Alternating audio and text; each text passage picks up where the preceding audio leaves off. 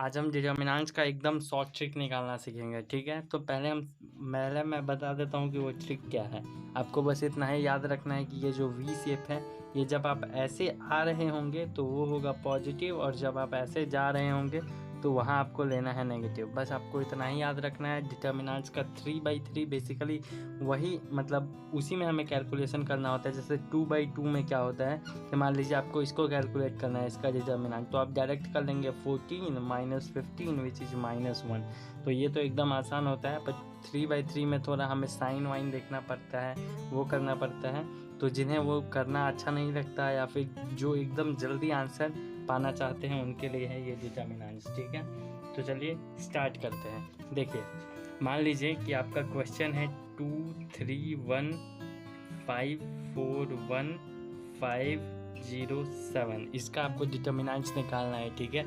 तो देखिए आप क्या करिए, सिंपली अगर मान लीजिए आप प्रोसेस के थ्रू करते तो आप ऑब्वियसली R1 की तरफ से इलोंगेट नहीं करते, आप C2 की तरफ से इलोंगेट करते, क्योंकि इसमें एक जीरो मिल गया है तो आपको थोड़ा कैलकुलेशन कम करना पड़ेगा। वो तो ठीक है, लेकिन देखिए जो ट्रिक मैं अभी आपको बताने जा रहा हूँ वो आप तब यूज करिएगा जब आपका एक जीरो हो, तब भी यूज कर सकते हैं, जल्दी ही आंसर आएगा।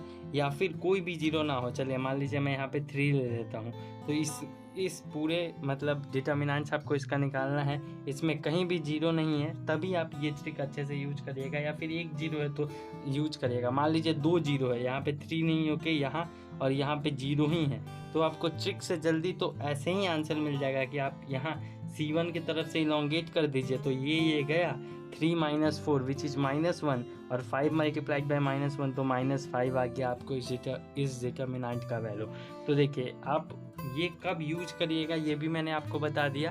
दो अगर जीरो है कोई भी डिटर्मिनेंट में, ऐसे मतलब एक ही रो या एक ही कॉलम में, तो आप ये मतलब वो शॉर्ट ट्रिक यूज मत कीजिएगा। उससे कम ही टाइम में आप ऐसे ही बता सकते हैं। लेकिन मान लीजिए कि यहाँ 2 जीरो नहीं है, ठीक है, यहाँ कोई भी ऐसा रैंडम नंबर है, ठीक है, सारे में नंबर से जीरोज नहीं है, तो आप कहाँ पे ये मतलब इस जगह पे आप ये ट्रिक यूज कर सकते हैं। देखिए अब ट्रिक बेसिकली क्या है, आप इस दो रो सॉरी ये 2 रो या फिर ये 2 कॉलम किसी को भी आप ले सकते हैं। अगर आप ये 2 रो ले रहे हैं तो आप उसको नीचे लिखिएगा, या फिर अगर ये 2 कॉलम ले रहे हैं तो फिर आप यही 2 कॉलम को साइड में लिखिएगा, ठीक है। चलिए मैं आपको दोनों तरफ से करके बता देता हूँ ताकि कोई भी कन्फ्यूजन ना बचे।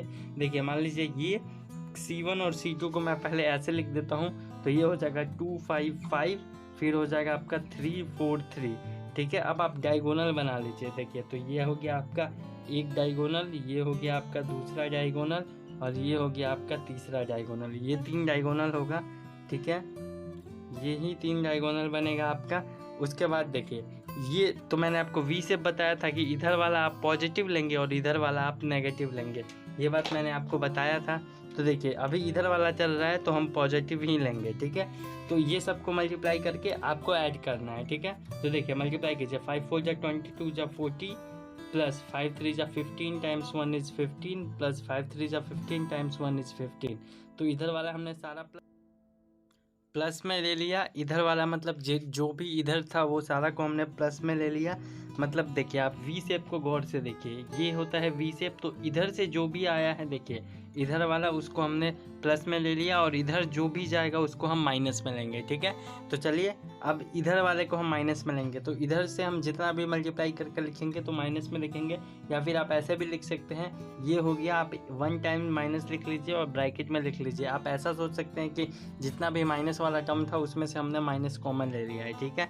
फिर आप इधर वाले डायगोनल को आप मल्टीप्लाई कीजिए, ठीक है, और फिर वैसे ही ऐड करके लिखना है आपको। तो इधर वाले डायगोनल को अगर आप मल्टीप्लाई करेंगे तो देखिए 5 4 जा 20 प्लस मतलब मल्टीप्लाइड बाई 120 प्लस 3 2 जा 6 टाइम्स 1 इज 6 एंड 5 5 जा 25 टाइम्स 3 इज आपका हो जाएगा 75, ठीक है। ये हो गया। अब आप इसको सॉल्व कर दीजिए, बस इतना ही आपका काम था, ठीक है। तो देखिए अगर आप इसको सॉल्व करेंगे तो 15 15 30 और 40, तो ये हो गया आपका 70, और फिर 70 माइनस इसको अगर आप करेंगे तो यहाँ हो जाएगा, सपोज ये 5 होता तो 80 81 हो जाएगा, और प्लस 20 तो 101 हो जाएगा, ठीक है। अगर 100 रहता तो -30 आता, लेकिन 101 है तो यह हो जाएगा -31, यही हो जाएगा आपका आंसर। ठीक है, अब चलिए मैं आपको मतलब जैसे अभी मैंने कॉलम को इधर 2 बार 2 कॉलम को इधर लिखा है और फिर सॉल्व किया है, सेम क्वेश्चन को मैं इधर 2 रो, जो ये 2 रो है उसको नीचे रख के सॉल्व कर देता हूँ। ठीक है, याद रखिएगा -31 आंसर आया था। ठीक है, मैं लिख ही देता हूँ -31, ये हमारा आंसर आ चुका है। लेकिन हम एक बार फिर से देखने वाले हैं। ठीक है, ये जब 2 कॉलम को नीचे रखेंगे तो क्या होगा। देखिए हमारा क्वेश्चन था 2 3 1 5 4 1 और 5 3 5। ठीक है, ये क्वेश्चन याद रखिएगा बस, ये हो गया। अब देखिए अच्छे से लिख लेते हैं 2 3 1 5 4 1 एंड 5 3 5, ये था हमारा क्वेश्चन।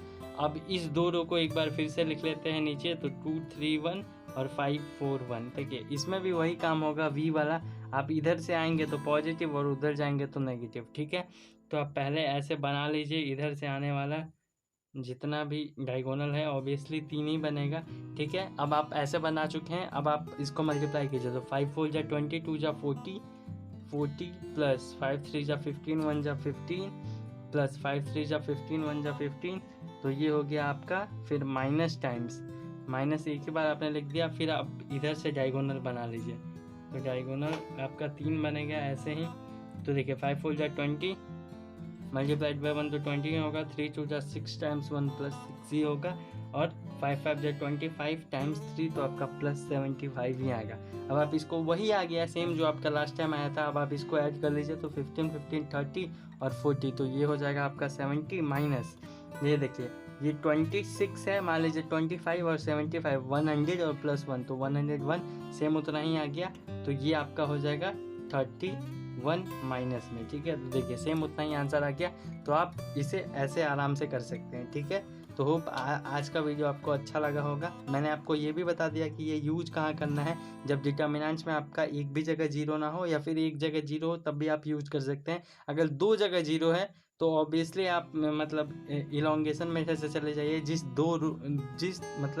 जिस भी रो या फिर कॉलम में 2 जीरो है आप उसके तरफ से एक्सपेंड कर दीजिए, मैंने आपको सिखाया है। अगर आपको वो नहीं आता है तो आप मैं डिस्क्रिप्शन में दे दूंगा आपको लिंक, आप जाके वहाँ से मेरा वो वीडियो देख सकते हैं। ठीक है, जिसमें मैंने आपको अच्छे से सिखाया है कि डिटर्मिनेंट निकालते कैसे हैं एक्सपेंशन से। ठीक है, तो चलिए आज के लिए बस इतना ही, मिलते हैं आपसे नेक्स्ट वीडियो में।